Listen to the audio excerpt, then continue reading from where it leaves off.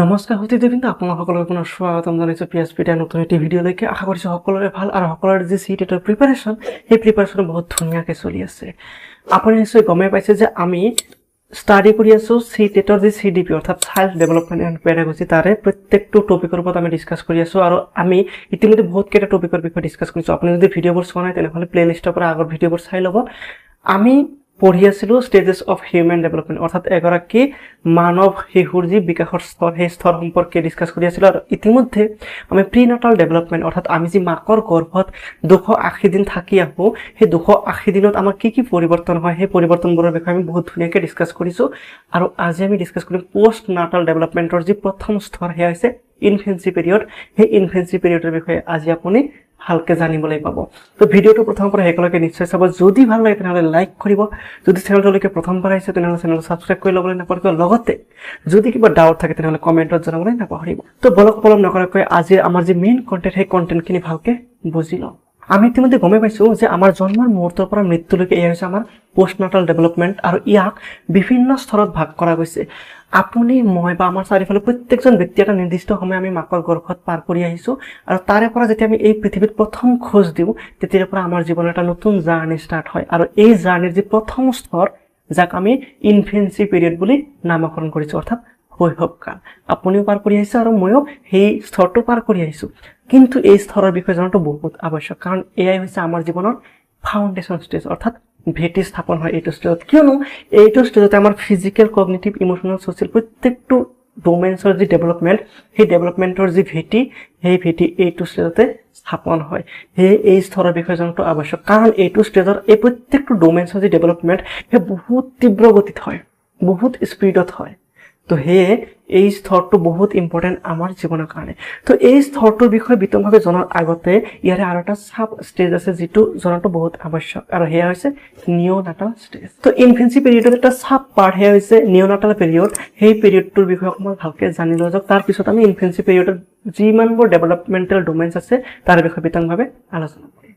চাওক, শৈশৱকালৰ যি নিঅ'নাটাল ষ্টেজ বা নৱজাতক শিশুৰ অৱস্থা সেয়া বহুত ইম্পৰ্টেণ্ট। কিয়নো চাওক, আপুনি মই বা আমাৰ চাৰিওফালে যিমানবোৰ ব্যক্তি আছে প্ৰত্যেকজন ব্যক্তিয়ে এটা নিৰ্দিষ্ট পিৰিয়ড আমি মাকৰ গৰ্ভত থাকি আহিছোঁ আৰু তাৰে পৰা যেতিয়া আমি এই পৃথিৱীত খোজ দিওঁ তেতিয়াৰে পৰা আমাৰ নিঅ'নাটাল ষ্টেজ ষ্টাৰ্ট হয় আৰু তাৰে পৰা 14 দিনলৈকে অৰ্থাৎ জন্মৰ মুহূৰ্তৰ পৰা 14 দিনলৈকে এই যি সময়ছোৱা ইয়াক আমি নিঅ'নাটাল ষ্টেজ বা নৱজাতক শিশুৰ বিকাশ বুলি কওঁ। আৰু এই বিকাশ প্ৰক্ৰিয়া বহুত ইম্পৰ্টেণ্ট, কাৰণ আমি এটা নিৰ্দিষ্ট সময় মাকৰ গৰ্ভত থাকি আহিছোঁ আৰু সেই যি বাতাবৰণ তাক আমি ইণ্টাৰনেল এনভাইৰনমেণ্ট বুলি কোৱা গৈছিল।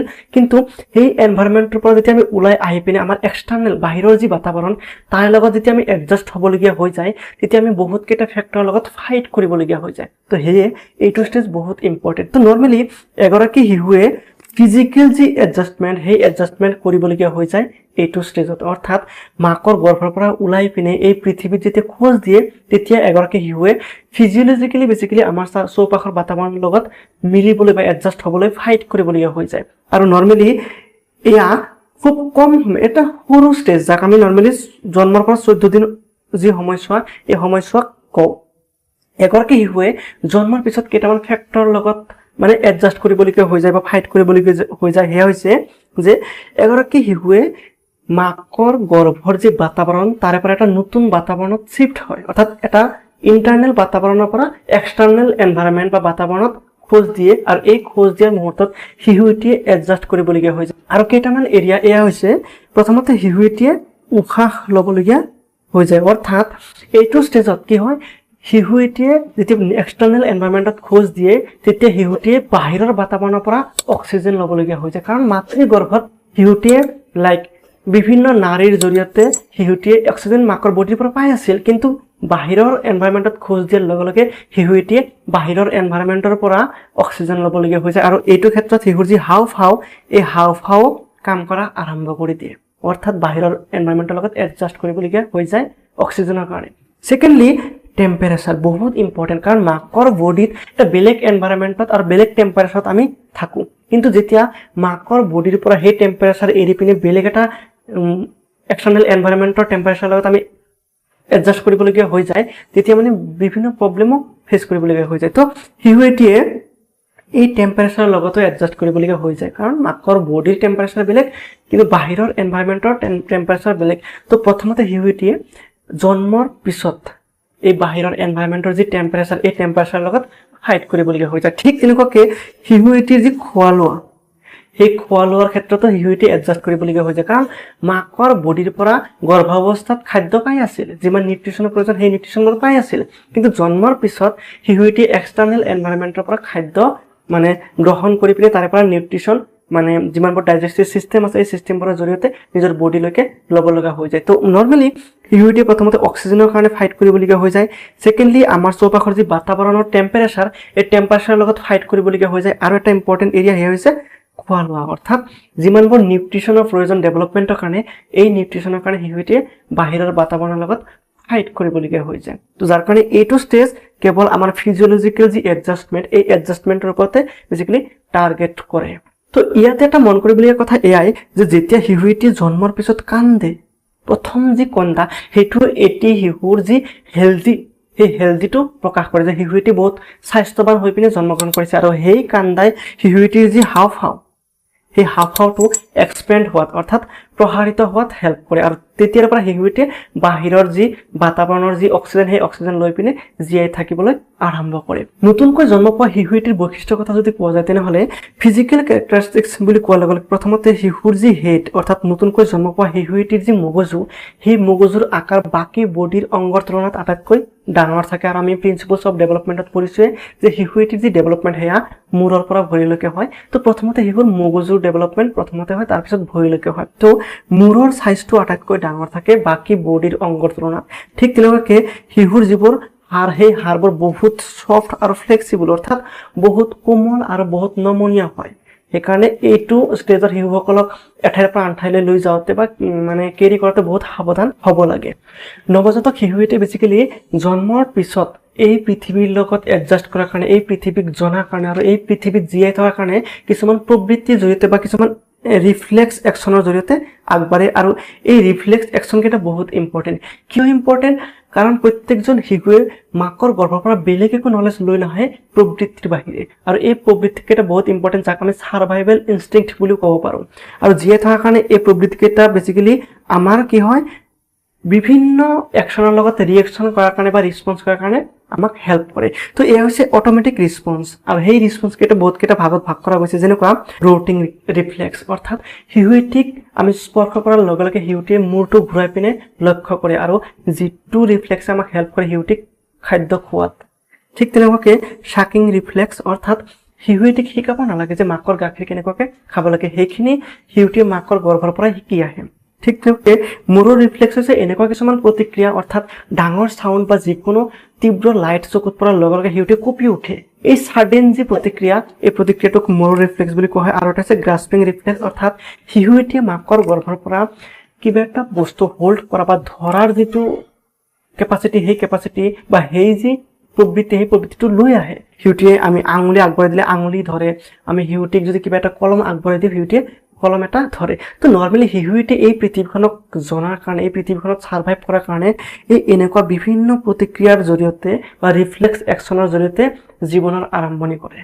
নৱজাতক শিশুৰ শ্লিপ পেটাৰ্ণৰ কথা যদি কোৱা যায় তেনেহ'লে আপুনি বা আমাৰ চাৰিওফালে চবেই জানে যে শিশুটি জন্মৰ পিছত মেক্সিমাম টাইম টোপনিতে কটায়, অৰ্থাৎ প্ৰথম অৱস্থাত প্ৰথম যি 14 দিন এই 14 দিনত 16 পৰা 18 ঘণ্টা এগৰাকী শিশুৱে টোপনিতে কটায়, আৰু ইয়াৰ কোনো ফিক্স শ্লিপ পেটাৰ্ণ নাই। অৰ্থাৎ যদি কোনো বিশেষ অসুবিধা নাই তেনেহ'লে মেক্সিমাম টাইম তেওঁলোকে টোপনিত থাকিয়ে ভাল পায়। এগৰাকী নৱজাতক শিশুৰ সেন্সৰী ডেভেলপমেণ্টৰ কথা যদি কোৱা যায় তেনেহ'লে নৱজাতক শিশুৰ যি ভিজন এবিলিটি সেয়া সিমান ডেভেলপ নহয়, যদিও মানে তেওঁলোকে 8 পৰা 16 ইঞ্চিলৈকেহে স্পষ্টকৈ দেখা পায়, বাকীখিনি তেওঁলোকে ব্লাৰ দেখা পায়। কিন্তু এই যি কেপাচিটি সেই কেপাচিটিটো বহুত সোনকালে ডেভেলপ হোৱা ষ্টাৰ্ট হয়। ঠিক তেনেকৈ এইটো ষ্টেজত এগৰাকী শিশুৱে কি কৰে মাকৰ ভইচ আৰু মাকৰ যি গন্ধ সেই গন্ধটো চিনিব পৰা হৈ যায় বা ধৰিব পৰা হৈ যায়। লগতে শিশুৰ যি শুনাৰ কেপাচিটি অৰ্থাৎ কাণৰ যি কেপাচিটি সেই কাণৰ কেপাচিটিটো বহুত ডেভেলপ হৈ আহে মাকৰ গৰ্ভৰে পৰাই। কিন্তু মাকৰ গৰ্ভত তেনেকুৱা চাউণ্ড ৱেভ শুনিব পৰাকৈ তেনেকুৱা এনভাইৰনমেণ্ট নাথাকে কাৰণে বেচিকেলি এনভাইৰনমেণ্টৰ লগত অৰ্থাৎ এক্সটাৰ্নেল এনভাইৰনমেণ্টত যেতিয়া শিশুটি আহে তেতিয়া এই কেপাচিটিটো বহুত স্পীডত ডেভেলপ হয়। ইনফেন্সি পিৰিয়ডৰ এটা সৰু ষ্টেজ এই নৱজাতক শিশুৰ বিকাশ। এইটো সৰু ষ্টেজ হ'লেও বহুত ইম্পৰ্টেণ্ট, কিয়নো এগৰাকী শিশুৱে মাকৰ গৰ্ভৰ পৰা অৰ্থাৎ ইণ্টাৰনেল এনভাইৰনমেণ্টৰ পৰা ওলাই আহি পিনে আমাৰ এই চৌপাশৰ যি এক্সটাৰ্নেল এনভাইৰনমেণ্ট, এই এক্সটাৰ্নেল এনভাইৰনমেণ্টৰ লগত এডজাষ্ট হ'বলগীয়া হৈ যায়। সেয়া অক্সিজেনৰ কাৰণে হওক, সেয়া টেম্পাৰেচাৰৰ লগত হওক, সেয়া খোৱা খাদ্যৰ যি নিউট্ৰিশ্যন, সেই নিউট্ৰিশ্যনৰ কাৰণে হওক, এনেকুৱা কিছুমান ফেক্টৰৰ লগত প্ৰথমতে ফাইট কৰিবলগীয়া হৈ যায়। তো এইখিনি সেইকাৰণে বহুত ইম্পৰ্টেণ্ট জনাটো। তো যি কি নহওক, কেতিয়াবা কেতিয়াবা চিটেটে কুৱেশ্যন সুধি দিব পাৰে যে নিউবৰ্ণ যি বিহেভিয়াৰ, শিশু এটিৰ যি আচাৰ আচৰণ, নতুনকৈ জন্ম পোৱা শিশুৰ যি আচাৰ আচৰণ বা যি ৰিয়েকশ্যন, সেই ৰিয়েকশ্যনবোৰ কোনে কণ্ট্ৰল কৰে? তো ইয়াৰ এনচাৰটো হ'ব ৰিফ্লেক্স একশ্যন। অৰ্থাৎ শিশু এটিয়ে মাকৰ গৰ্ভৰ পৰা কিছুমান ৰিফ্লেক্স একশ্যন লৈ আহে আৰু সেই ৰিফ্লেক্স একশ্যনৰ জৰিয়তে প্ৰথম অৱস্থাৰ যি আচাৰ আচৰণ, সেই আচাৰ আচৰণবোৰ মানে পৰিচালিত হয়। তো এইখিনিয়ে আছিলে বেছিকেলি নৱজাত শিশুৰ যি বিকাশ অৱস্থা, অৰ্থাৎ জন্মৰ পৰা 14 দিনলৈকে।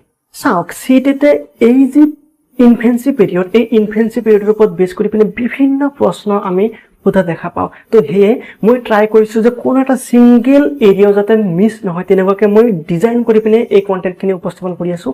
সেয়ে ভিডিঅ'টো প্ৰথম পৰা শেষলৈকে এইকাৰণেই চাব, কাৰণ প্ৰত্যেকটো ইম্পৰ্টেণ্ট টপিকৰ বিষয়ে আপুনি ইয়াত শিকিবলৈ পাব। তো সেয়ে যিমান পাৰি আপুনি আপোনাৰ নোটবুকত ইম্পৰ্টেণ্ট কথাখিনি নোট কৰি ল'ব, কিয়নো এই যি ইনফেন্সি পিৰিয়ড, এয়া হৈছে আমাৰ জীৱনৰ বা পোষ্ট নাটাল ডেভেলপমেণ্টৰ ফাৰ্ষ্ট ষ্টেজ, আৰু এইটো ষ্টেজে হৈছে আমাৰ জীৱনৰ ভেটি, মেইন ফাউণ্ডেশ্যন ষ্টেজে হৈছে এইটো ষ্টেজ। আৰু এইটো ষ্টেজৰ যি ডেভেলপমেণ্টেল স্পীড, সেয়া আটাইতকৈ বেছি হয়, কিয়নো এইটো ষ্টেজত আমাৰ ফিজিকেল, কগনিটিভ, ইম'চনেল, ছ'চিয়েল প্ৰত্যেকটো ডেভেলপমেণ্টেল ডমেইনছৰ যি আৰম্ভণি, সেই আৰম্ভণি প্ৰপাৰলি হয় আৰু বহুত স্পীডত হয়। আৰু কেনেকুৱাকৈ হয়, কোনবোৰ পৰিৱৰ্তন আমি দেখা পাওঁ আমাৰ বডিৰ লগত, আমাৰ ব্ৰেইনৰ লগত, আমাৰ ইম'চনৰ লগত, আমাৰ বিহেভিয়াৰৰ লগত, এই গোটেইখিনি আপুনি জানিব লাগিব। কাৰণ আপুনি এজন শিশুক বুজি পাব লাগিব, আৰু শিশুক বুজি পাবলৈ হ'লে তেওঁলোকৰ ডেভেলপমেণ্ট কেনেকুৱাকৈ হয় সেই বিষয়ে জানিব লাগিব। তো সেয়ে এই পিৰিয়ডটোৰ বিষয়ে ভালকৈ জানিব লাগিব। তো আমি ভালকৈ এই পিৰিয়ডটোৰ বিষয়ে জানি লওঁ। তো ইনফেন্সি পিৰিয়ড হৈছে পোষ্ট নাটাল, অৰ্থাৎ জন্মোত্তৰ কালৰ প্ৰথম স্তৰ, অৰ্থাৎ এগৰাকী শিশুৱে জন্মৰ পিছৰে যিটো ষ্টেজ পায়, সেইটো ষ্টেজে হৈছে এই ইনফেন্সি পিৰিয়ড বা শৈশৱকাল। এই শৈশৱকালৰ ইম্পৰ্টেণ্ট বৈশিষ্ট্য এয়াই যে এয়া হৈছে আটাইতকৈ ফাষ্টেষ্ট গ্ৰ'য়িং ষ্টেজ, অৰ্থাৎ এইটো ষ্টেজত আমাৰ ফিজিকেল, মেণ্টেল, ইম'চনেল, ছ'চিয়েল যিমানকেইটা এবিলিটিছ আছে, এই এবিলিটিছ বা ডেভেলপমেণ্টেল ডমেইনছবোৰৰ যি চেঞ্জেছ, যি পৰিৱৰ্তন, সেয়া আটাইতকৈ স্পীডত হয়। আৰু এইটো ষ্টেজৰ যি সময়সীমা, সেয়া হৈছে জন্মৰ পৰা 2 বছৰলৈকে। অৰ্থাৎ এটি শিশুৱে মাতৃৰ গৰ্ভৰ পৰা ওলাই পিনে এই পৃথিৱীত প্ৰথম খোজ দিয়াৰে পৰা 2 বছৰ বয়সলৈকে এই যি সময়সীমা, এয়া হৈছে এগৰাকী শিশুৰ শৈশৱকাল বা ইনফেন্সি পিৰিয়ড। আৰু এইটো পিৰিয়ডৰ মেইন বৈশিষ্ট্য এইটোৱে যে এইটো ষ্টেজত এগৰাকী শিশুৰ যিমানবোৰ ডেভেলপমেণ্টেল ডমেইনছ আছে, এই ডেভেলপমেণ্টেল ডমেইনছবোৰৰ যি পৰিৱৰ্তন বা যি বিকাশ, সেয়া আটাইতকৈ স্পীডত হয় বা দ্ৰুতগতিত হয়। চিটেটে আপোনাক সুধি দিব পাৰে যে আমাৰ লাইফ চাৰ্কলৰ যিমানবোৰ ষ্টেজ আছে, তাৰে আটাইতকৈ স্পীডত ডেভেলপ হোৱা ষ্টেজ কোনটো? তেনেহ'লে উত্তৰ আহিব ইনফেন্সি পিৰিয়ড, কাৰণ এইটো পিৰিয়ডতে আমাৰ যিমানবোৰ ডেভেলপমেণ্টেল ডমেইনছ আছে, সেই ডমেইনছবোৰৰ যি বিকাশ, সেই বিকাশ বহুত তীব্ৰ গতিত হয়। এগৰাকী শিশুৰ জন্মৰ মুহূৰ্তৰ পৰা 2 বছৰলৈকে এই যি সময়ছোৱা, এই সময়ছোৱা বহুত ইম্পৰ্টেণ্ট শিশুটিৰ কাৰণে, কিয়নো এইটো ষ্টেজে হৈছে আমাৰ ফাউণ্ডেশ্যন ষ্টেজ, য'ত আমাৰ প্ৰত্যেকটো ডেভেলপমেণ্টেল ডমেইনছৰ ফাউণ্ডেশ্যন বা ভেটি ৰোপণ হয়। তো সেই এই ষ্টেজত বিভিন্ন বৈশিষ্ট্য আছে, যিবোৰ বৈশিষ্ট্যৰ বিষয়ে জনাটো আৱশ্যক। আৰু এইটো ষ্টেজৰ মেইন বৈশিষ্ট্য যিকেইটা আছে, সেইকেইটা মই ইয়াত ইনক্লুড কৰিছোঁ, যিকেইটাৰ পৰা চিটেটে বিভিন্ন প্ৰকাৰ প্ৰশ্ন সোধা দেখা পাওঁ। প্ৰথম বৈশিষ্ট্যটো হৈছে ৰেপিড গ্ৰোথ এণ্ড চেঞ্জ, অৰ্থাৎ এইটো ষ্টেজত এগৰাকী শিশুৰ যি ডেভেলপমেণ্ট, সেই ডেভেলপমেণ্ট বহুত তীব্ৰ গতিত হয়। আৰু সেয়া কেৱল ফিজিকেলি নহয়, সাইকলজিকেলি যিমানবোৰ এৰিয়া আছে, সেই এৰিয়াবোৰৰো ডেভেলপমেণ্ট হয়। অৰ্থাৎ ফিজিকেলি চাইজ, শ্বেপ, চেঞ্জৰ উপৰিও ইয়াৰ যিমানবোৰ কেপাচিটিছ আছে, এই কেপাচিটিছবোৰো চেঞ্জ আহে।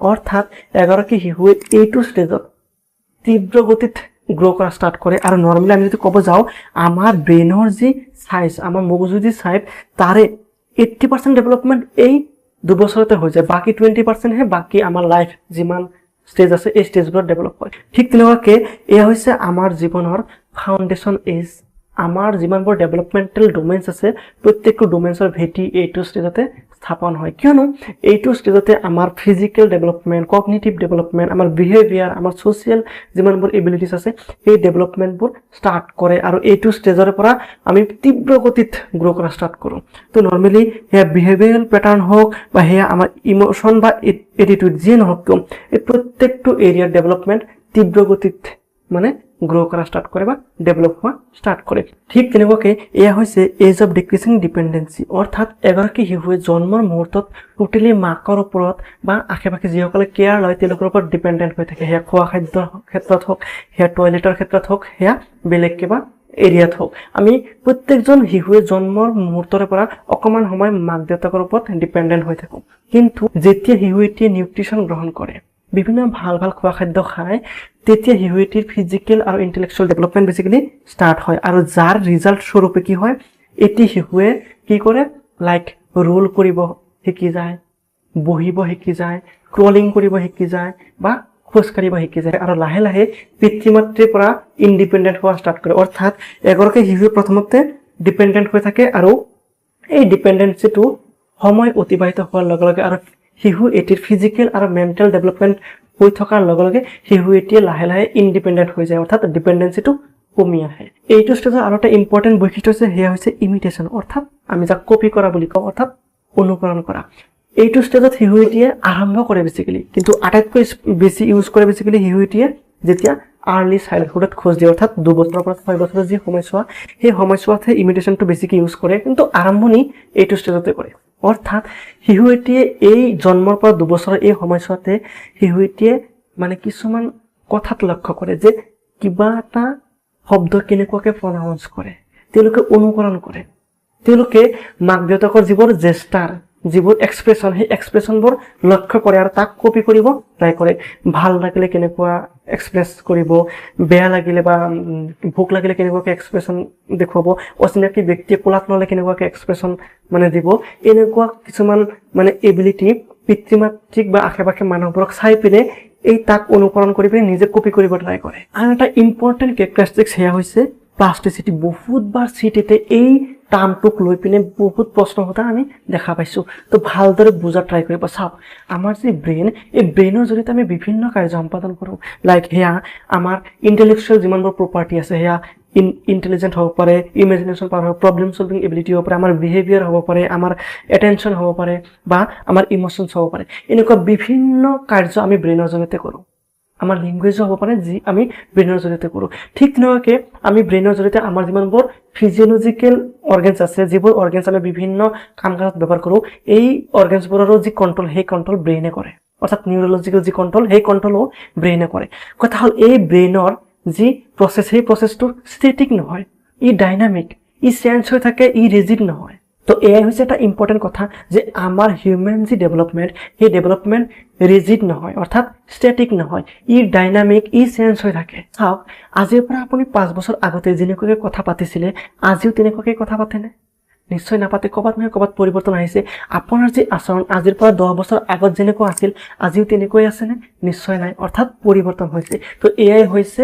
প্লাষ্টিচিটি অৰ্থাৎ আমাৰ হিউমেন যি ডেভেলপমেণ্ট এই ডেভেলপমেণ্ট ষ্টেটিক নহয় ফিক্স নহয় ই চেঞ্জ হৈ থাকে যেতিয়া আমি এনভাইৰনমেণ্টৰ বিভিন্ন এক্সপিৰিয়েঞ্চৰ লগত কানেক্ট কৰোঁ বা এনভাইৰনমেণ্টৰ বিভিন্ন চিটুৱেশ্যনৰ লগত আমি কানেক্ট কৰোঁ তাৰে পৰা যি লাৰ্ণিং আউটকাম আহে যিবোৰ আমি শিকোঁ যিবোৰ এক্সপিৰিয়েঞ্চ আমি ব্ৰেইনত ছেভ কৰোঁ সেই এক্সপিৰিয়েঞ্চবোৰে আমাক বিভিন্ন কথা শিকাই দিয়ে আৰু সেই এক্সপিৰিয়েঞ্চখিনিয়ে আমাৰ বিহেভিয়াৰ আমাৰ কথা কোৱাৰ ধৰণ আমাৰ বাকী যিমানবোৰ এৰিয়া আছে এই এৰিয়াবোৰৰ ডেভেলপমেণ্ট আনি দিয়ে অৰ্থাৎ আমাৰ যি ডেভেলপমেণ্ট সেয়া ষ্টেটিক নহয় ৰিজিড নহয় ই চেঞ্জেবল বা ই ডাইনামিক তো এয়াই হৈছে বেচিকেলি প্লাষ্টিচিটি অৰ্থাৎ এগৰাকী শিশুৰ যি ব্ৰেইন এই ব্ৰেইন ফিক্স নহয় ই চেঞ্জ হৈ থাকে সেয়া বিহেভিয়াৰৰ কথা হওক সেয়া লাৰ্ণিং এবিলিটিছৰ কথা হওক সেয়া প্ৰব্লেম চলভিং কেপাচিটিৰ কথা হওক সেয়া লেংগুৱেজ হওক সেয়া ইম'চনেল কণ্ট্ৰল হওক প্ৰত্যেকটো এৰিয়াৰ যি ডেভেলপমেণ্ট সেই ডেভেলপমেণ্টবোৰ মানে কণ্টিনিউৱাছ যিহেতু সেয়ে এই চেঞ্জেছবোৰ হৈ থাকে ই ফিক্স নহয় ই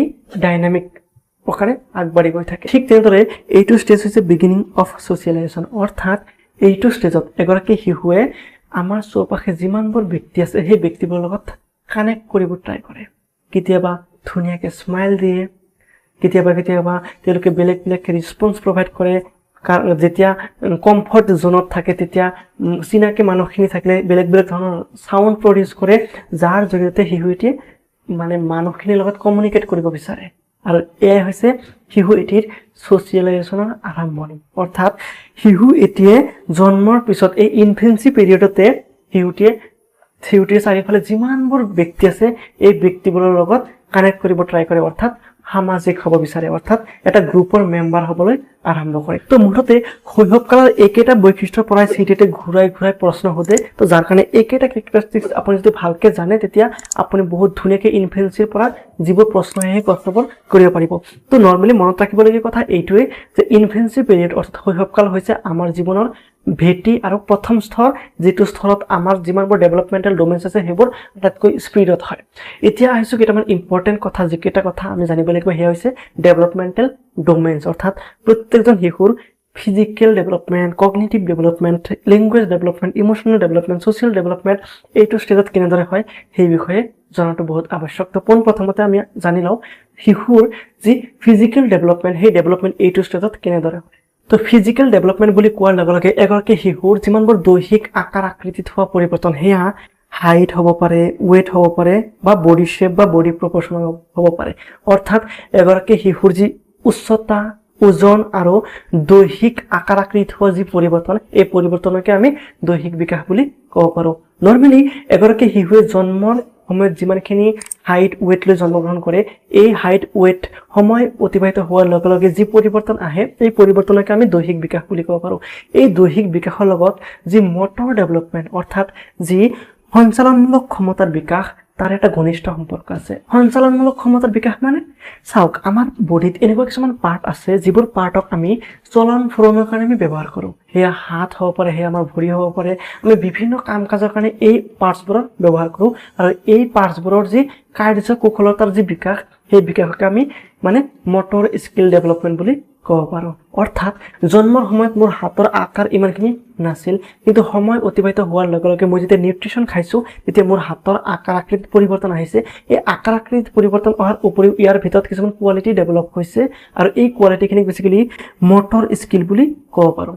অৰ্থাৎ মই এই হাতত ব্যৱহাৰ কৰি পিনে বহুত ডাঙৰ ডাঙৰ কামো কৰিব পাৰোঁ বা বহুত সৰু সৰু মানে ক্ষুদ্ৰ ক্ষুদ্ৰ কামো কৰিব পৰা হৈছোঁ। তো এই যি কাৰ্যকুশলতা ইয়াক নৰ্মেলি দুটা ভাগত ভাগ কৰা হয়। এটা হৈছে গ্ৰছ মটৰ ডেভেলপমেণ্ট, এটা হৈছে fine motor development. Gross motor development means আমাৰ বডিৰ যিমানবোৰ ডাঙৰ ডাঙৰ অংগ আছে সেয়া গোটেই হাত হ'ব পাৰে, গোটেই ভৰি হ'ব পাৰে। অৰ্থাৎ মই যদি দৌৰিব যাওঁ তেতিয়া মোৰ বডিৰ বহুতকেইটা ডাঙৰ ডাঙৰ অংগৰ ব্যৱহাৰ হ'ব। মই যদি জঁপিয়াব যাওঁ তেনেহ'লে মোৰ বডিৰ বহুতকেইটা ডাঙৰ ডাঙৰ অংগৰ ব্যৱহাৰ হ'ব। এই যিবোৰ অংগ মই দৌৰোতে ব্যৱহাৰ কৰোঁ, জঁপিয়াওঁতে ব্যৱহাৰ কৰোঁ, এই অংগবোৰৰ যি কেপাচিটি বা এই অংগবোৰৰ যি এবিলিটি এই এবিলিটি ডেভেলপমেণ্টকে বেছিকেলি আমি গ্ৰছ মটৰ ডেভেলপমেণ্ট বুলি কওঁ।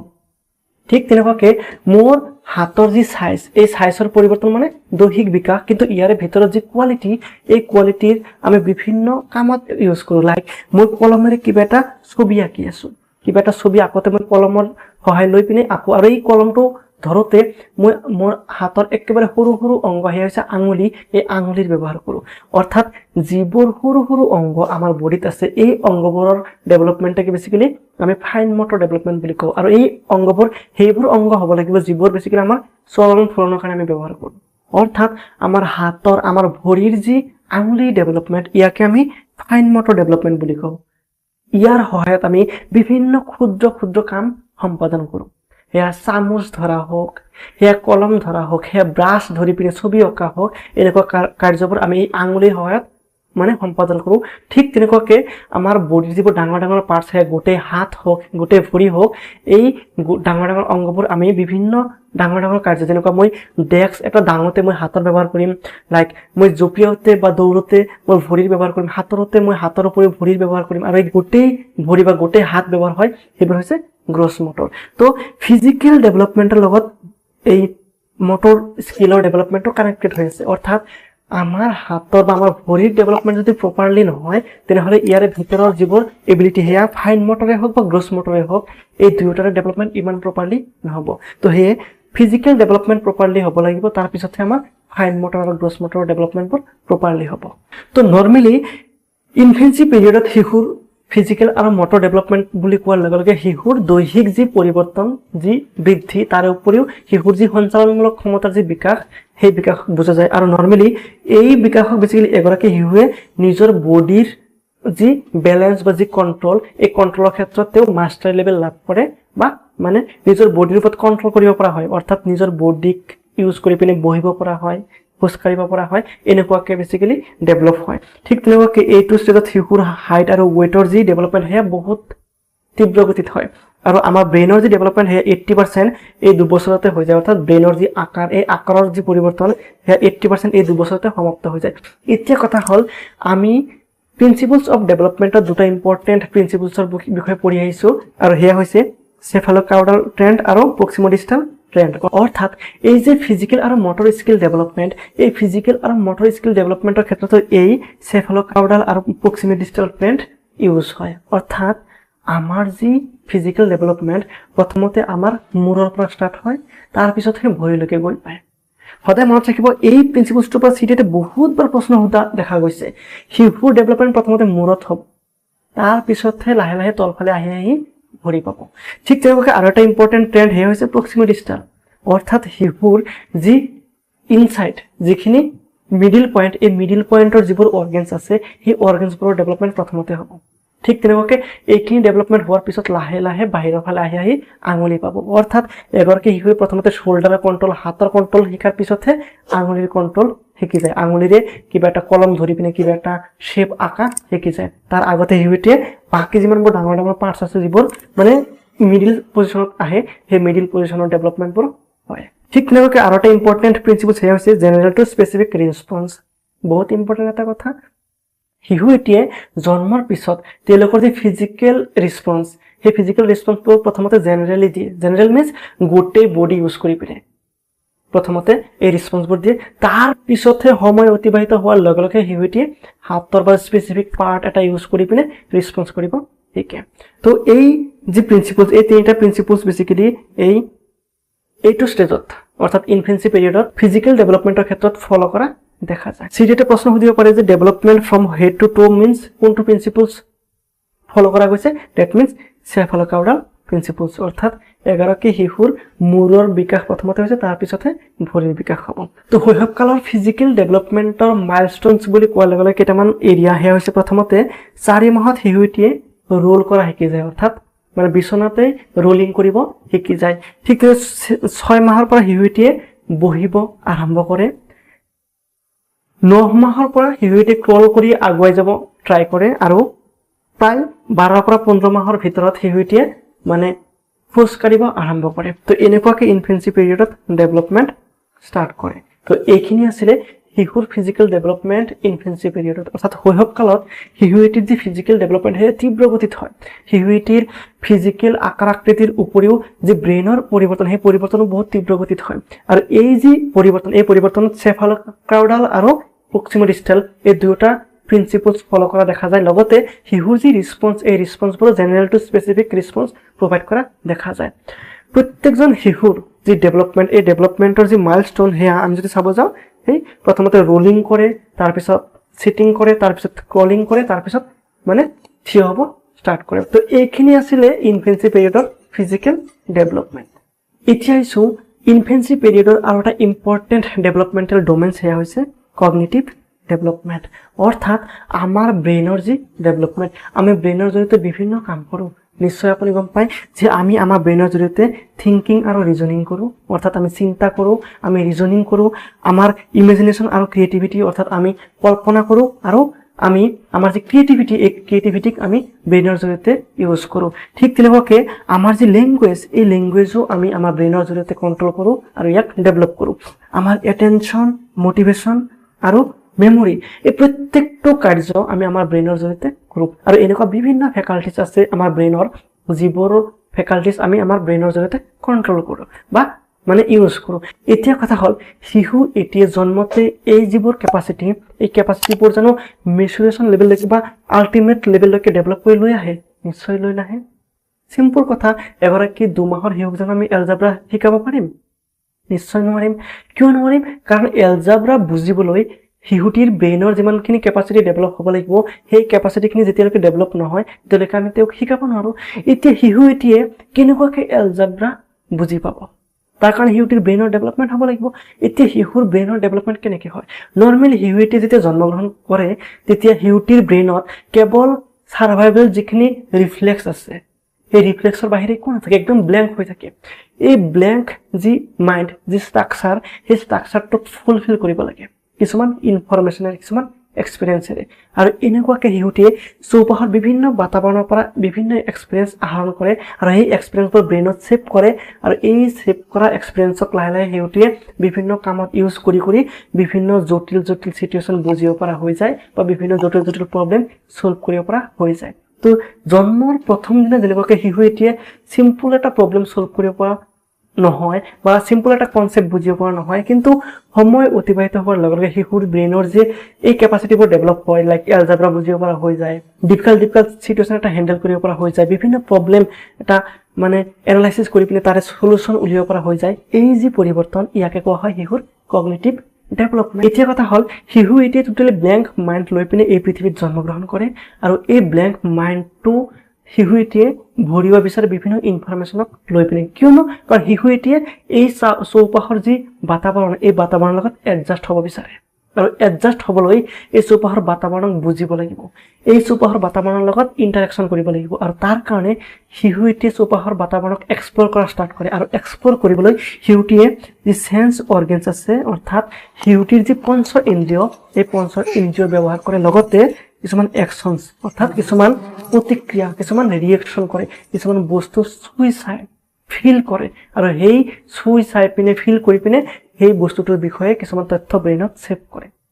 তো মেইনলি জিন পিয়াজৰ যি কগনিটিভ ডেভেলপমেণ্ট থিয়ৰী তাৰে যি প্ৰথম স্তৰ চেঞ্চৰি মটৰ ষ্টেজ, এই চেঞ্চৰি মটৰ ষ্টেজৰ প্ৰথম যি ইম্পৰ্টেণ্ট কথা বুজিবলগীয়া সেয়া হৈছে যে এইটো ষ্টেজত শিশুৰ যি ব্ৰেইনৰ ডেভেলপমেণ্ট অৰ্থাৎ শিশুৰ ব্ৰেইনত যে বিভিন্ন ইনফৰমেশ্যন মানে ভৰাই, এই ভৰাওঁতে শিশু এটিয়ে চেন্স অৰ্গেনছ আৰু কিছুমান একশ্যন বা ৰিয়েকশ্যন মানে কৰি পিনে এই মানে এক্সপিৰিয়েঞ্চবোৰ নিজৰ ব্ৰেইনত ছেভ কৰে। এটা কথা মনত ৰাখিব, আমাৰ শৰীৰৰ পঞ্চ ইন্দ্ৰিয়ৰ বাহিৰে এনেকুৱা কোনো অংগ নাই যি অংগৰ জৰিয়তে আমি চৌপাশৰ বাতাবৰণৰ যিকোনো ইনফৰমেশ্যন আমাৰ ব্ৰেইনত সোমাব পাৰোঁ। কাৰণ পঞ্চ ইন্দ্ৰিয়কেইটাই হৈছে আমাৰ মানে নলেজ আহৰণৰ পোৰ্টেল বা দৰৱাজা। এইকেইটাৰ বাহিৰে আমাৰ বডিত কোনো প্ৰকাৰে ইনফৰমেশ্যন সোমাব নোৱাৰে। সেইকাৰণে পঞ্চ ইন্দ্ৰিয়কেইটা বেছিকেলি নলেজ গেইন কৰাৰ কাৰণে মেইন ৰিছপনচিবল অৰ্গেনছ বুলি আমি ক'ব পাৰোঁ। তো এতিয়া কথা হ'ল এইটো ষ্টেজত শিশুৰ যি ব্ৰেইনৰ ডেভেলপমেণ্ট একদম ষ্টাৰ্টিং লেভেলত থাকে, অৰ্থাৎ শিশু এটিয়ে ব্লেংক মাইণ্ড লৈ আহে আৰু এই ব্লেংক মাইণ্ডত চৌপাশৰ বিভিন্ন বাতাবৰণৰ পৰা বিভিন্ন ইনফৰমেশ্যন ব্ৰেইনত ছেভ কৰি যায় আৰু এই ছেভ কৰি যাওঁতে শিশুটিয়ে নিজৰ ব্ৰেইনৰ বিভিন্ন ডেভেলপমেণ্ট কৰে।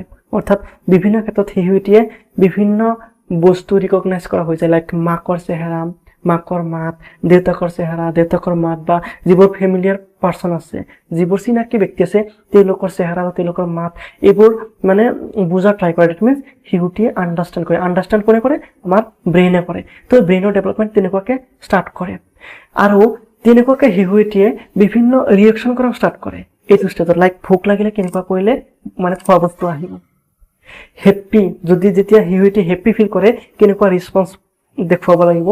এই যি মানে এবিলিটি অৰ্থাৎ ইমোশ্যনেল মানে এবিলিটি, এই এবিলিটিবোৰো মানুহক চাই পিনে শিশুটিয়ে শিকে। অৰ্থাৎ শিশু এটিয়ে ব্ৰেইনৰ ডেভেলপমেণ্ট কৰি আছে, শিশু এটিয়ে বুজি আছে ভোক লাগিলে কেনেকুৱাকৈ ৰিছপন্স কৰিব লাগিব, হেপ্পী ফিল কৰিলে কেনেকুৱাকৈ হাঁহিব লাগিব বা বাকী যিমানবোৰ ব্যক্তিৰ চেহেৰা আৰু মাত কথা তেওঁ বুজি পোৱা ষ্টাৰ্ট কৰে। অৰ্থাৎ শিশুটিয়ে এনেকুৱাকৈ নিজৰ ব্ৰেইনৰ ডেভেলপমেণ্ট ষ্টাৰ্ট কৰে। এতিয়া কথা হ'ল শিশুৰ যি কগনিটিভ ডেভেলপমেণ্ট তাৰ ওপৰত বেছিকেলি এগৰাকী ব্যক্তি যাৰ নাম জিন পিয়াজ তেওঁ এটি ইম্পৰ্টেণ্ট থিয়ৰী আগবঢ়াইছে যাক বেছিকেলি কগনিটিভ ডেভেলপমেণ্ট থিয়ৰী বুলি কোৱা হয়। আৰু এই থিয়ৰী কেইটামান ষ্টেজত ভাগ কৰা গৈছে আৰু সেই ষ্টেজকেইটা আমাৰ যি ডেভেলপমেণ্ট আছে এই ডেভেলপমেণ্টৰ ষ্টেজৰ লগতো কানেক্টেড হৈ আছে। তো নৰ্মেলি জিন পিয়াজৰ যি কগনিটিভ ডেভেলপমেণ্ট থিয়ৰী তাৰে যি প্ৰথম ষ্টেজ চেঞ্চৰি মটৰ ষ্টেজ, সেই চেঞ্চৰি মটৰ ষ্টেজটো এই ইনফেঞ্চি পিৰিয়ডৰ লগত কানেক্টেড হৈ আছে। আৰু চেঞ্চৰি মটৰ ষ্টেজৰো যি এজ গ্ৰুপ সেয়া হৈছে জন্মৰ পৰা 2 বছৰলৈকে। তো নৰ্মেলি কেতিয়াবা চিটিতে সুধি দিব পাৰে যে ইনফেঞ্চি পিৰিয়ডটো জিন পিয়াজৰ থিয়ৰীৰ কোনটো ষ্টেজৰ লগত জড়িত, তেনেহ'লে এনচাৰটো আহিব চেঞ্চৰি মটৰ ষ্টেজ। কগনিটিভ ডেভেলপমেণ্টক বুজিবলৈ হ'লে জিন পিয়াজৰ যি থিয়ৰী এই থিয়ৰীৰ কেইটামান ইম্পৰ্টেণ্ট টাৰ্মৰ কথা বুজিব লাগিব বেছিকেলি ইনফেন্সি পিৰিয়ডত যিখিনি ডেভেলপ হয় ইয়াৰ এটা ইম্পৰ্টেণ্ট কনচেপ্ট সেয়া হৈছে অবজেক্ট পাৰ্মানেন্স বহুত ইম্পৰ্টেণ্ট টাৰ্ম বেছিকেলি জিন পিয়াজে দিছিলে এই টাৰ্মটোক বেছিকেলি আমি কেতিয়াবা out of sight out of mind বুলি কওঁ অৰ্থাৎ এনেকুৱা এটা কনচেপ্ট অকণমান ভালকৈ বুজি ল'ব এইটো ষ্টেজৰ যিখিনি শিশু সেই শিশুটিয়ে প্ৰথমতে এইটো কেপাচিটি ডেভেলপ কৰিব নোৱাৰে যে কিবা এটা বস্তু শিশুৰ আগত যদি আমি ৰাখিছোঁ সেই বস্তুটো শিশুটিয়ে বুজি লয় যে বস্তুটো আছে যিয়ে নহওক বস্তুটো আছে কিন্তু সেই বস্তুটোক যদি আমি কিবা এটা মেজিক কৰি পিনে আমি লুকাই দিওঁ শিশুৰ মাইণ্ডৰ পৰা সেইটো গায়ব হৈ যায় শিশুৱে বুজি লয় যে এই পৃথিৱীত সেই বস্তুটো আৰু নাই কিন্তু সেই বস্তুটো কিন্তু মই লুকাই ৰাখিছোঁ আছে কিন্তু লুকাই ৰাখিছোঁ এই যি কনচেপ্ট এই কনচেপ্টটো শিশুৱে প্ৰথমতে ডেভেলপ কৰিব নোৱাৰে যে আমাৰ চকুৰ আগত যিটো বস্তু আছে এইটো বস্তুক আমি যদি কিবা কাৰণত আমি মেজিক কৰি পিনে লুকাই দিওঁ সেই বস্তুটো পৃথিৱীত থাকিব ক'ৰবাত নহয় ক'ৰবাত কিন্তু চকুৰ আগত নাই এই কেপাচিটি তেওঁলোকে ডেভেলপ কৰিব নোৱাৰে কাৰণ তেওঁলোকৰ চকুৰ আগত থকা বস্তুটো তেওঁলোকে আছে বুলি ব্ৰেইনত ভাবি লয় কিন্তু চকুৰ আগৰ পৰা গাইড কৰি দিয়াৰ লগে লগে ব্ৰেইনৰ পৰাও গায়ব হৈ যায় সেইকাৰণে ইয়াক কোৱা হয় out of sight out of mind চকুৰ আগত আছে মানে বস্তুটো আছে চকুৰ আগৰ পৰা আঁতৰাই লোৱাৰ লগে লগে শিশুৰ মাইণ্ডৰ পৰা এইটো নাইকিয়া হৈ যায় ঠিক তেনেকুৱাকৈ কগনিটিভ ডেভেলপমেণ্টৰ ক্ষেত্ৰত যদি আমি ক'ব যাওঁ এইটো ষ্টেজত আৰু এটা ইম্পৰ্টেণ্ট বিহেভিয়াৰ সেয়া হৈছে গ'ল ডাইৰেক্টেড থিংকিং অৰ্থাৎ এইটো ষ্টেজৰ যিখিনি শিশু এই শিশুটিৰ যি ব্ৰেইন সেই ব্ৰেইনটোৱে যিকোনো এটা প্ৰব্লেম ছল্ভ কৰিবলৈ হ'লে এটা টাৰ্গেট ফিক্স কৰি লয় আৰু সেই টাৰ্গেটৰ পিছফালে গৈ থাকে কেনেকুৱাকৈ নৰ্মেলি লাইক শিশুটিয়ে কিবা এটা বস্তু বিচাৰি আছে লাইক টেবুলৰ ওপৰত কিবা এটা চকলেট দেখা পাইছে আৰু শিশুটিয়ে তলত বহি আছে এতিয়া শিশুটিয়ে চকলেট এটা মানে পাব বিচাৰি আছে আৰু যিটো চকলেট টেবুলৰ ওপৰত আছে এতিয়া শিশুটিয়ে বেলেগ একো নাচায় আশে পাশে কি আছে একো নাচায় শিশুটিয়ে মানে সেই চকলেটটো পোৱাৰ কাৰণে তেনেকুৱাকৈ মুভ কৰি গৈ পিনে সেই কেৱল চকলেটটো লোৱাৰ কাৰণে ট্ৰাই কৰিব আশে পাশে আৰু বহুত কিবা কিবি থাকিব পাৰে কিন্তু নালাগে কেৱল সেই চকলেটটো লাগে ঠিক তেনেকুৱাকৈ শিশুৰ লগত যেতিয়া আমি খেল ধেমালি কৰি থাকোঁ তেনেকুৱা কণ্টেক্সত আমি যদি ল'ৰা বা ছোৱালীক ফুটবল এটা দিওঁ আগবঢ়াই তেনেহ'লে শিশুটিয়ে যদি সেই ফুটবলটোৰ লগত খেলি আছে তেনেহ'লে শিশুটিয়ে আশে পাশে কি পৰি আছে সেইবোৰ একো নাচায় বা আশে পাশে কোন আছে একো নাচায় শিশুটিয়ে কেৱল সেই ফুটবলটোক টাৰ্গেট কৰি পিনে সেইফালে কল কৰি পিনে আগবাঢ়ি যাব তো এই যি আচৰণ এই যি থিংকিং ইয়াক কোৱা হয় গ'ল ডাইৰেক্টেড থিংকিং ঠিক তেনেদৰে এইটো ষ্টেজত শিশুসকলে আৰু এটা ইম্পৰ্টেণ্ট এৰিয়াৰ ইউজ কৰে সেয়া হৈছে কজ এণ্ড ইফেক্ট অৰ্থাৎ শিশু এটিয়ে এই পৃথিৱীখনক এক্সপ্ল'ৰ কৰিব ষ্টাৰ্ট কৰে আৰু প্ৰত্যেকটো ঘটনা কিয় হৈছে তাৰে পৰিণতি কেনেকুৱা তাৰ লগত কানেকশ্যন কৰিব বিচাৰে অৰ্থাৎ লাইক হাতত কিবা এটা বস্তু লৈছে যিটো লৰচৰ কৰিলে কিবা চাউণ্ড আহে শিশু এটিয়ে বুজিব ট্ৰাই কৰে যে এই চাউণ্ডটো ক'ৰ পৰা আহি আছে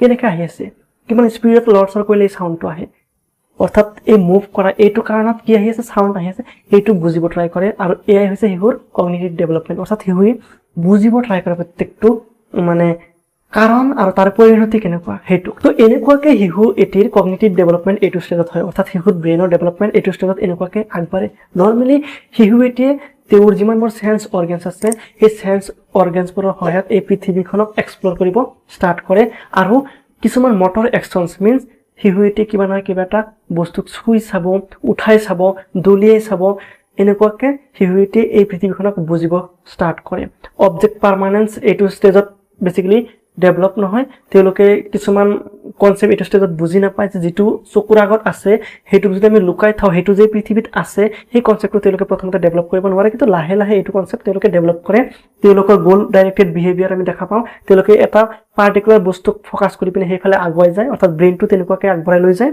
আৰু প্ৰত্যেকটো ঘটনাৰ কাৰণ আৰু তাৰে পৰিণতিৰ লগত কানেকশ্যন কৰি মানে জুখি চায় তো কেতিয়াবা বহুতবাৰ চিটেটে ইয়াৰ ওপৰত বেছ কৰি পিনে কুৱেশ্যন সুধি দিব পাৰে বেছিকেলি জিন পিয়াজৰ থিয়ৰীৰ ওপৰত বেছ কৰি পিনে সেয়া হৈছে যে অবজেক্ট পাৰ্মানেন্স কোনটো ডেভেলপমেণ্টেল ষ্টেজত ডেভেলপ হয় তো সেয়া হৈছে চেঞ্চৰি মটৰ ষ্টেজ আৰু নৰ্মেলি আমাৰ হিউমেন ডেভেলপমেণ্টৰ ষ্টেজৰ কথা যদি কোৱা যায় তেনেহ'লে ইনফেন্সি পিৰিয়ড হ'ব তো ইয়াত জিন পিয়াজৰ এটা ইম্পৰ্টেণ্ট ভিউ সেইটো আমি ভালদৰে বুজি পোৱাটো আৱশ্যক বহুতবাৰ চিটেটে এইটো কনচেপ্টৰ পৰা প্ৰশ্ন সোধা দেখা যায় কেনেকুৱা জিন পিয়াজৰ মতে early cognitive development ইনভলভছ process based upon action later process to sense in mental operation ভালকে বুজি ল'ব শিশুৰ যি মেণ্টেল ডেভেলপমেণ্ট বা কগনিটিভ ডেভেলপমেণ্ট সেয়া শিশু এটিয়ে প্ৰথমতে শিশুৰ যি ফিজিকেল এক্টিভিটিজ বা যি মটৰ স্কিল সেই মটৰ স্কিল বা চেন্স অৰ্গেনছক ইউজ কৰি পিনে ষ্টাৰ্ট কৰে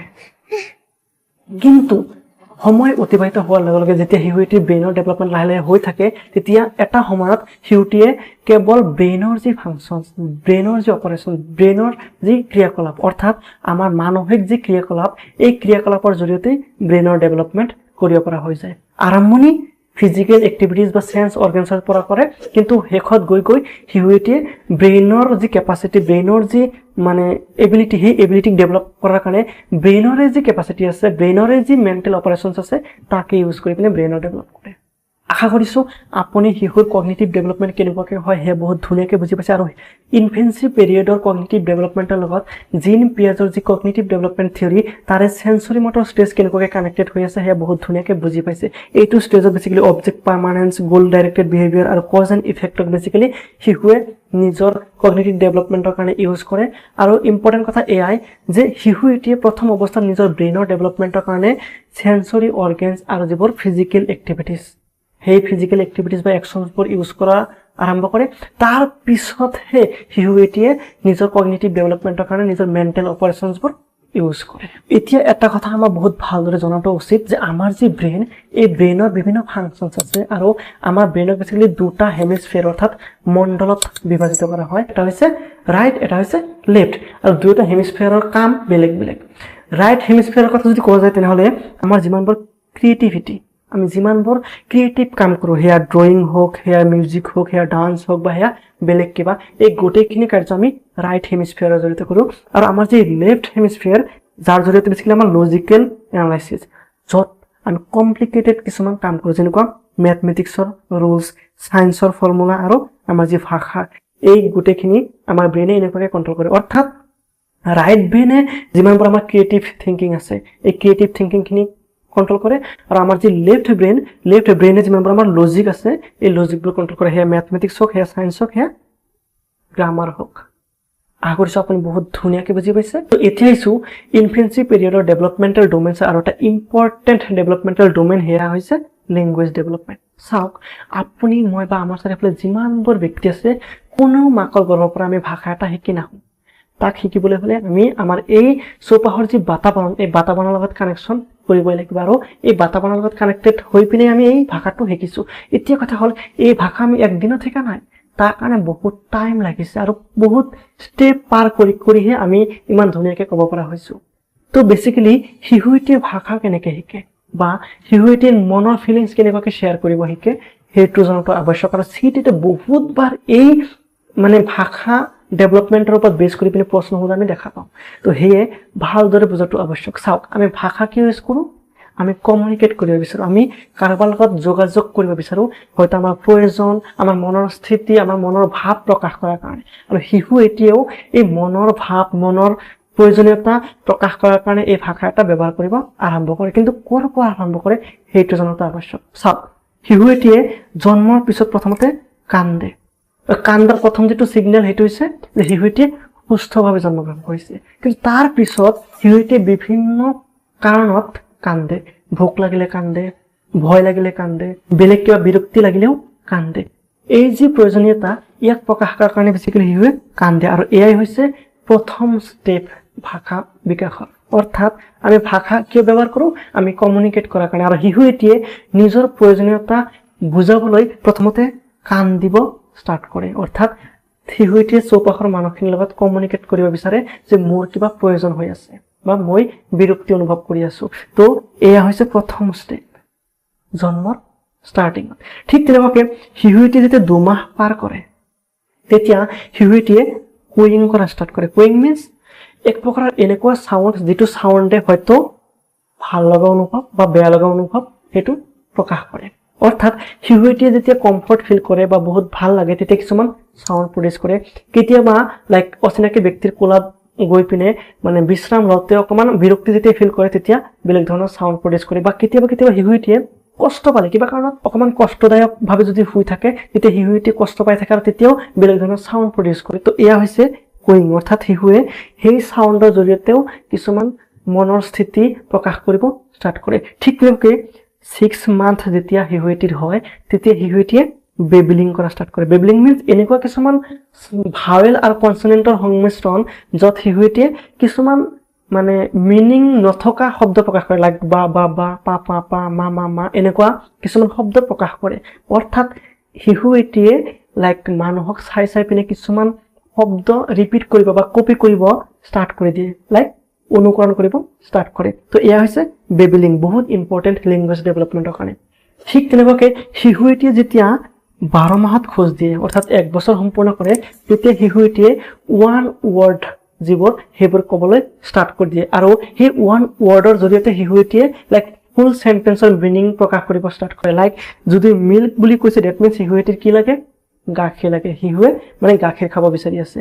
ঠিক তেনেকুৱাকৈ এইটো ষ্টেজতে বেছিকেলি শিশুৱে প্ৰত্যেকটো যিখিনি ফেমিলিয়াৰ পাৰ্চন তেওঁলোকৰ কেৱল এটা ৱৰ্ডৰ জৰিয়তে ক'ব বিচাৰে, লাইক পাপ্পা মিনছ দেউতাক, মাম্মা এনেকুৱাকৈ। অৰ্থাৎ প্ৰত্যেকটো ছিংগল ৱৰ্ডৰ জৰিয়তে শিশুৱে মানে নিজৰ মনৰ স্থিতিখিনি প্ৰকাশ কৰিব বিচাৰে। তো নৰ্মেলি লেংগুৱেজ ডেভেলপমেণ্ট ইনফেঞ্চি পিৰিয়ডত বেছিকেলি 1 ৱৰ্ডলৈকে গৈ পায়। অৰ্থাৎ শিশুৱে ক্ৰাইং কৰে, তাৰপিছত কুইং কৰে, তাৰপিছত বেবলিং কৰে, তাৰপিছত যি হলো ফ্ৰেছেছ অৰ্থাৎ ছিংগল ৱৰ্ড, এই ছিংগল ৱৰ্ডলৈকে ডেভেলপ কৰে।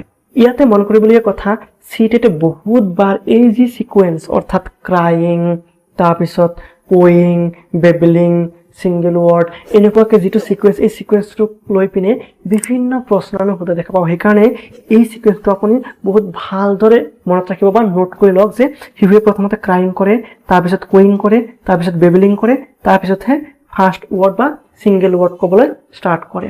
তো এই যি সিকুৱেন্স, এই সিকুৱেন্সটোক বহুতবাৰ মিলাবলৈ দিয়ে আৰু কোনটো কাৰেক্ট সিকুৱেন্স সেইটোক আপুনি চুজ কৰিব লাগে। তো সেয়ে এই সিকুৱেন্সটো বহুত ভালদৰে জনাটো আৱশ্যক।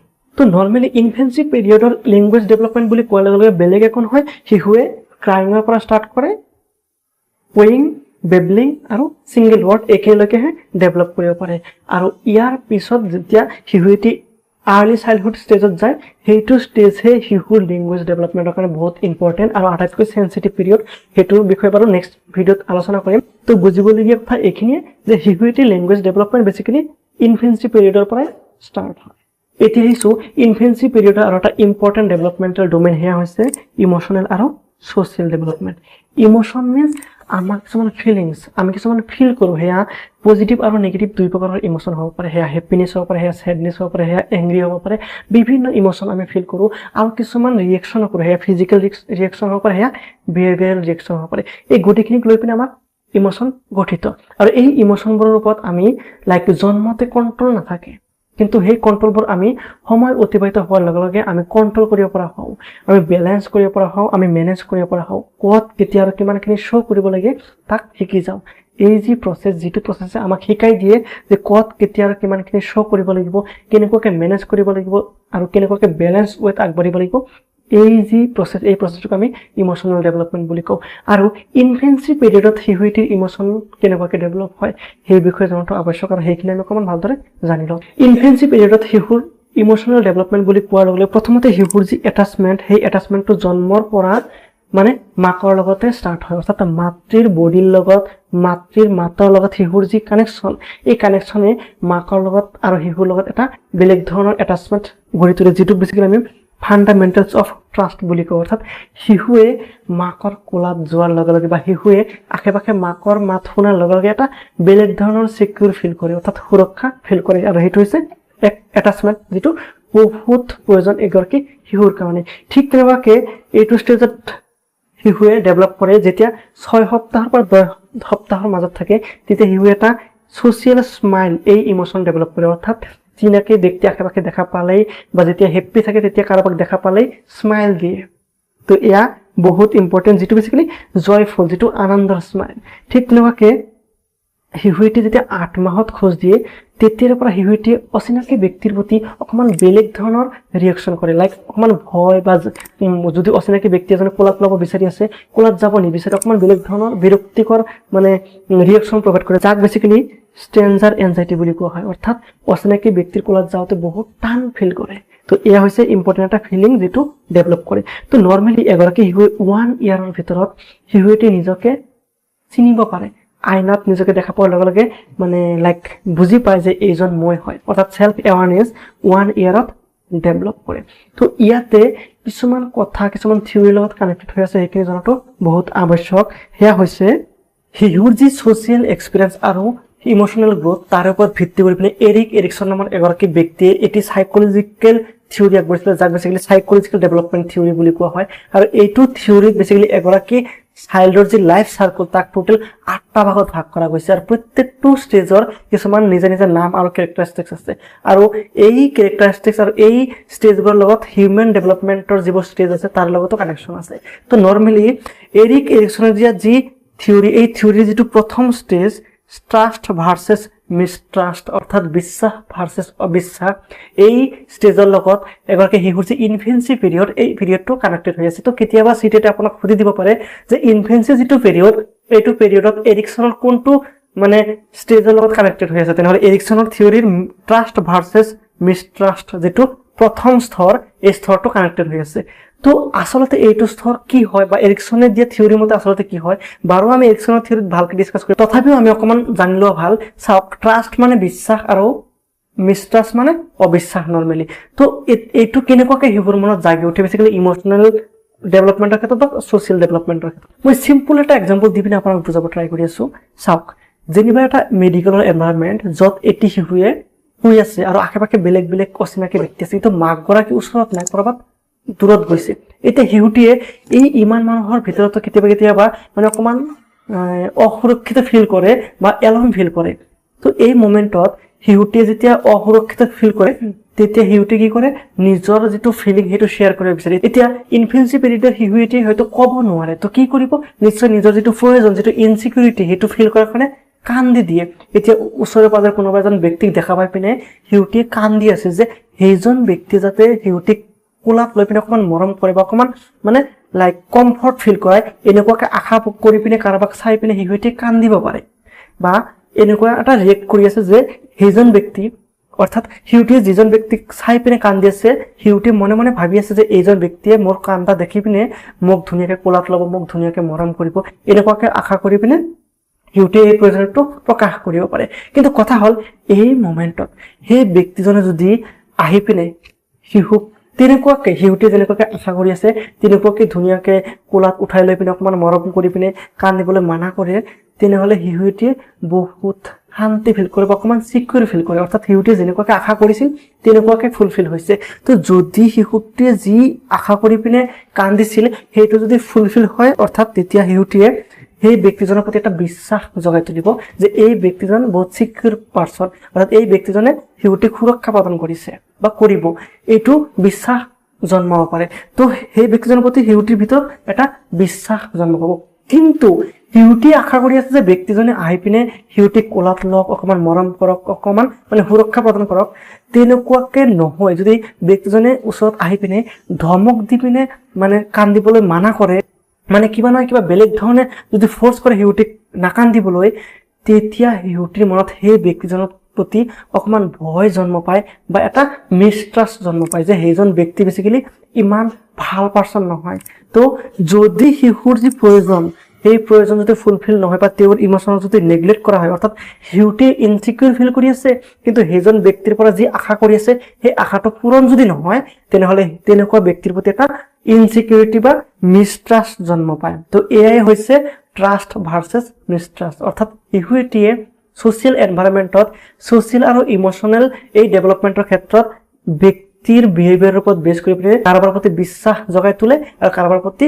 অবিশ্বাস জগাই তোলে তো এই আছিল ট্ৰাষ্ট ভাৰ্চেছ মিষ্ট্ৰাষ্ট অৰ্থাৎ প্ৰয়োজন পূৰণ হলে বিশ্বাস জন্ম পাব আৰু যদি প্ৰয়োজন পূৰণ নহয় বা নেগলেক্ট যদি কৰা যায় তেনেহ'লে শিশুটিৰ মনত মানে মিষ্ট্ৰাষ্ট জন্ম পাব তো এয়াই আছিল এৰিকছনৰ থিওৰিৰ যি প্ৰথম ষ্টেজ তো এতিয়া কথা হল সিটিতে আপোনাক যদি সুধি দিয়ে যে ট্ৰাষ্ট ভাৰ্চেছ মিষ্ট্ৰাষ্ট এইটো বেসিক্যালি কোনটো ষ্টেজৰ লগত কানেক্টেড হৈ আছে তেনেহ'লে আপুনি এনসাৰ দিব লাগিব ইনফেন্সি পিৰিয়ড ক্লিয়াৰ এতিয়া কথা হল আমি যিমানবোৰ ইমোশন ফিল কৰো এই ইমোশনবোৰ জন্মৰ লগে লগে আমি ফিল কৰিব নোৱাৰো জন্মৰ সময়ত আমি কেইটামান ইমোশনহে ফিল কৰিব পাৰো কিন্তু বাকি যিমানবোৰ ইমোশন সেইবোৰ সময় অতিবাহিত হোৱাৰ লগে লগে এটা প্ৰাইমাৰী ইমোশনৰ পৰা বেলেগ বেলেগ ইমোশন ডেভেলপ হয় তো ওয়াটসন নামৰ এগৰাকী ব্যক্তি তেওঁ কৈছিলে যে এগৰাকী শিশু জন্মৰ সময়তে তিনিটা ইম্পৰ্টেন্ট ইমোশন লৈ জন্মগ্ৰহণ কৰে আৰু সেইকেইটা আছিলে ফিয়াৰ এংগাৰ আৰু লাভ অৰ্থাৎ এগৰাকী শিশুৱে জন্মৰ সময়ত বা জন্মৰ পিছতেই ভয় যিটো সেইটো ফিল কৰিব পাৰে, ঠিক তেনেকৈ এংগাৰ অৰ্থাৎ খং ফিল কৰিব পাৰে, আৰু যিটো লাভ বা এফেকশ্যন অৰ্থাৎ মৰম যিটো সেই মৰমটো ফিল কৰিব পাৰে। তো এই তিনিটা প্ৰাইমাৰী ইমোশ্যন শিশুটিয়ে জন্মৰ সময়ত বা জন্মৰ পৰা ফিল কৰিব পাৰে, কিন্তু ইয়াৰে পৰা বাকী যিমানবোৰ ইমোশ্যন আছে এই ইমোশ্যনবোৰ লাহে লাহে ডেভেলপ হয়। তো ওয়াটছনৰ মতে এই তিনিটা ইমোশ্যন বেসিক্যালি আমি জন্মতে লৈ আহোঁ। বহুত বা চিটিতে এইকেইটা ইমোশ্যনৰ ওপৰত বহুত প্ৰশ্ন সোধা দেখা যায়, আৰু কোনে দিছিলে তাৰ ওপৰত বেছ কৰি পিনে বহুত প্ৰশ্ন আমি দেখা পাওঁ। তো সেই মনত ৰাখিব, ওয়াটছনে কৈছিলে যে আমি জন্মতে তিনিটা ইম্পৰ্টেণ্ট ইমোশ্যনছ লৈ আহোঁ, সেয়া হৈছে ফিয়াৰ, এংগাৰ আৰু লাভ। এতিয়া কথা হ'ল আমি ইমোশ্যনবোৰ দুটা কেটাগৰীত ভাগ কৰোঁ, এটা হৈছে পজিটিভ আৰু কিছুমান নিগেটিভ। পজিটিভ ইমোশ্যন বুলি কোৱাৰ লগে লগে লাইক লাভ হ'ব পাৰে, প্ৰাইড হ'ব পাৰে, জয় হ'ব পাৰে, এই গোটেইখিনি হৈছে পজিটিভ ইমোশ্যন যিবোৰ আমি আনন্দ ফিল কৰোঁ। আৰু কিছুমান ইমোশ্যন আছে যিবোৰ নিগেটিভ ইমোশ্যন অৰ্থাৎ এংগাৰ, ফিয়াৰ, বাৰ্ডেন। তো এনেকুৱা ইমোশ্যনবোৰ বেছিকেলি নিগেটিভ ইমোশ্যনত ৰখা যায়। তো ইমোশ্যনবোৰ বেছিকেলি জন্মতে আমি প্ৰাইমাৰী ইমোশ্যনবোৰৰ পৰাই আমি বাকী সময় অতিবাহিত হোৱাৰ লগে লগে বাকী ইমোশ্যনবোৰ আমাৰ ডেভেলপ হয়। তো এতিয়া আহিছোঁ ইম্পৰ্টেণ্ট কথা, সেয়া হৈছে সদায় মনত ৰাখিব চিটেটে আমাৰ যি ডেভেলপমেণ্টেল প্ৰিন্সিপলছ আছে তাৰে চেফালোকাউডাল প্ৰিন্সিপল আৰু প্ৰক্সিমোডিষ্টেল প্ৰিন্সিপল তাৰে পৰা এটা নহয় এটা প্ৰশ্ন সদায় সোধে আৰু সুধিবই। তো সেয়ে আপোনাক মই আকৌ ৰিমাইণ্ড কৰিব গৈ আছোঁ যে চেফালোকাউডাল প্ৰিন্সিপল মিনছ আমাৰ মূৰৰ পৰা ভৰিলৈকে, অৰ্থাৎ এগৰাকী শিশুৰ যি ডেভেলপমেণ্ট সেয়া প্ৰথমতে মূৰৰ পৰা আৰম্ভ হয় আৰু লাহে লাহে ভৰিলৈকে পায়।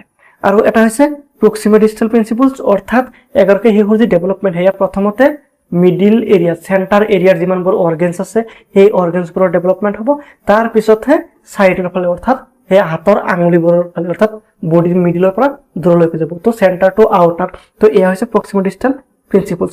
এই দুটা প্ৰিন্সিপলছৰ পৰা যিকোনো এটা কুৱেশ্যন আপুনি দেখা পাবই। তো সেই ভালকৈ বুজি লোৱাটো ভাল। আৰু শিশুৱে প্ৰথমতে যিবোৰ ৰেছপন্স কৰে সেই ৰেছপন্সবোৰ হৈছে প্ৰথমতে জেনেৰেল ৰেছপন্স প্ৰভাইড কৰে, তাৰ পিছতে শিশুটিয়ে স্পেচিফিক কিবা এটা পাৰ্টিকুলাৰ বডি পাৰ্ট ইউজ কৰি পিনে ৰেছপন্স দিয়া শিকি যায়। তো এই তিনিটা প্ৰিন্সিপলছৰ যিকোনো এটা প্ৰিন্সিপলছৰ ওপৰত কুৱেশ্যন অহাটো খাটাংটো, সেয়ে বুজি লোৱাটো বহুত আৱশ্যক। তো এতিয়া কথা হ'ল আমি গোটেইখিনি বুজি পালোঁ যে এগৰাকী শিশুৰ যি ইমোশ্যনেল আৰু ছ'চিয়েল ডেভেলপমেণ্ট সেয়া কেনেকুৱা। তো ইমোশ্যনেল ডেভেলপমেণ্ট বুলি কোৱাৰ লগে লগে শিশুটিয়ে লাইক প্ৰথমতে মাকৰ লগত এটাচমেণ্টত আহে, তাৰপিছত শিশুটিয়ে ছ'চিয়েল স্মাইল দিয়া আৰম্ভ কৰে, আৰু কেতিয়াবা কেতিয়াবা অচিনাকি ব্যক্তিক দেখা পোৱাৰ লগে লগে বা অচিনাকি ব্যক্তিক কোলাপ ল'বলৈ মানে চেষ্টা কৰিলে তেওঁলোকৰ পৰা অকণমান বেলেগ ধৰণৰ এনজাইটি মানে প্ৰকাশ কৰে। তো এনেকুৱাকৈ শিশুৰ যিবোৰ ইমোশ্যন সেইবোৰ ডেভেলপমেণ্ট হয়। এতিয়া কথা হ'ল শিশুৰ ছ'চিয়েল ডেভেলপমেণ্ট কেনেকুৱা, এয়াই বেছিকেলি।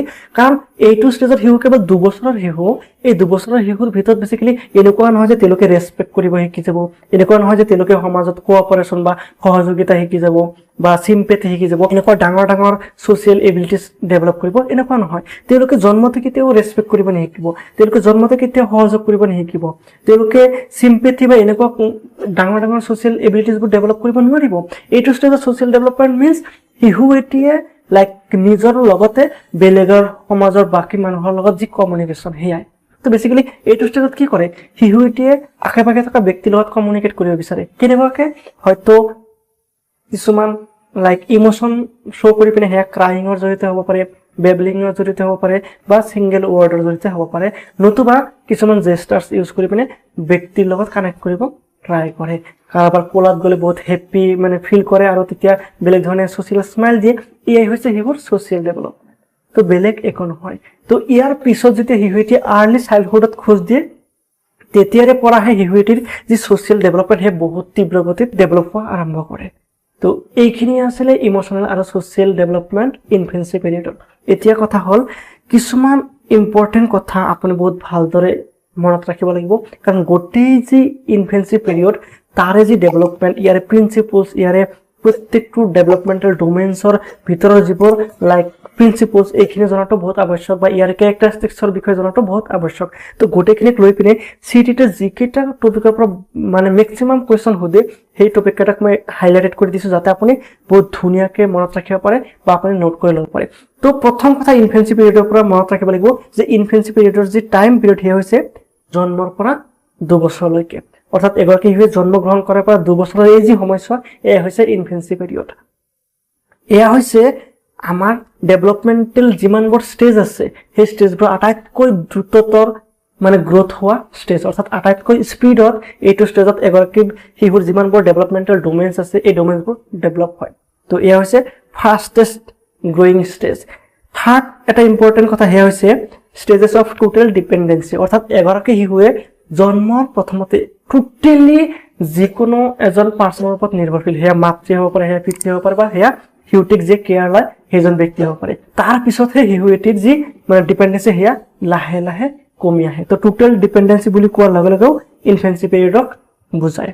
ঠিক তেনেকুৱাকৈ জিন পিয়াজৰ যি কগনিটিভ ডেভেলপমেণ্ট থিয়ৰী, সেই থিয়ৰীৰ লগত ইনফেন্সি পিৰিয়ডটো কানেক্টেড হৈছে চেঞ্চৰি মটৰ ষ্টেজ, অৰ্থাৎ জিন পিয়াজৰ কগনিটিভ ডেভেলপমেণ্ট থিয়ৰীৰ যি প্ৰথম ষ্টেজ চেঞ্চৰি মটৰ ষ্টেজ, সেই ষ্টেজ আৰু ইনফেন্সি পিৰিয়ড এই দুটা ছেম। ঠিক তেনেকুৱাকৈ এৰিক এৰিকছনৰ যি থিয়ৰী, সেই থিয়ৰী মতে ট্ৰাষ্ট ভাৰ্চেছ মিষ্ট্ৰাষ্ট এই ষ্টেজটো ইনফেন্সি পিৰিয়ডৰ লগত কানেক্টেড হৈ আছে। আৰু এটা ইম্পৰ্টেণ্ট কনচেপ্ট যিটো ইনফেন্সি পিৰিয়ডত ডেভেলপ হয় সেয়া হৈছে অবজেক্ট পাৰ্মানেন্স। সেইটো বাৰু আমি জিন পিয়াজৰ থিয়ৰীত ডিছকাছ কৰিমেই, কিন্তু মনত ৰাখিব লাগিব যে অবজেক্ট পাৰ্মানেন্স এইটো কোনটো ষ্টেজৰ লগত জড়িত। তো সদায় মনত ৰাখিব চেঞ্চৰি মটৰ ষ্টেজ বা ইনফেন্সি পিৰিয়ড। ক্লিয়াৰ? ইয়াৰ পিছত আৰু এটা ইম্পৰ্টেণ্ট কথা সেয়া হৈছে প্ৰিন্সিপলছ অফ ডেভেলপমেণ্ট। অলৰেডি কোৱাই গৈছে, সদায় মনত ৰাখিব এগৰাকী শিশুৰ যি ডেভেলপমেণ্ট সেয়া চেফালোকাৰ্ডেল অৰ্থাৎ মূৰৰ পৰা ভৰিলৈকে, আৰু এটা প্ৰিন্সিপল সেয়া হৈছে প্ৰক্সিমিটি স্কেল অৰ্থাৎ চেণ্টাৰৰ পৰা আউটাৰ অৰ্থাৎ কেন্দ্ৰৰ পৰা বাহিৰলৈ। এই দুটা প্ৰিন্সিপল বেচিকেলি এগৰাকী শিশুৰ যি ফিজিকেল আৰু যি মটৰ ডেভেলপমেণ্ট এই মটৰ ডেভেলপমেণ্ট ইউজ হয়। তো আশা কৰোঁ আপুনি ইনফেন্সি পিৰিয়ডৰ গোটেই যি পিৰিয়ডৰ কেৰেক্টাৰিষ্টিক্স, কনচেপ্ট, ইয়াৰে ডেভেলপমেণ্টেল ডোমেইনছ আৰু বিভিন্ন থিয়ৰীৰ লগত এই ষ্টেজটো কেনেকৈ কানেক্টেড হৈ আছে গোটেইখিনি বহুত ধুনীয়াকৈ বুজি পাইছে। তো যদি কিবা ডাউট থাকে তেনেহ'লে কমেণ্টত জনাব। যদি ভিডিঅ'টো ভাল লাগিছে তেনেহ'লে লাইক কৰিব, আৰু যদি চেনেললৈ প্ৰথমবাৰ আহিছে তো চেনেলটো ছাবস্ক্ৰাইব কৰিবলৈ নাপাহৰিব, কাৰণ আপোনাৰ চিটেটৰ জানি বহুত ধুনীয়াকৈ মোৰ লগত আগবঢ়াই লৈ যাব পাৰিব। আশা কৰোঁ ভিডিঅ'টোৰ গোটেইখিনি কনচেপ্ট আপুনি বহুত ধুনীয়াকৈ বুজি পাইছে। তো আজিৰ কাৰণে এইখিনিয়ে। পৰৱৰ্তী ভিডিঅ'ত আমি আৰ্লি চাইল্ডহুডৰ বিষয়ে ডিছকাছ কৰিম। বহুত ইম্পৰ্টেণ্ট এটা ষ্টেজ, সেইটো গোটেই ভিডিঅ'টো চাবলৈ নাপাহৰিব। তো আজিলৈ এৰিছোঁ, ধন্যবাদ।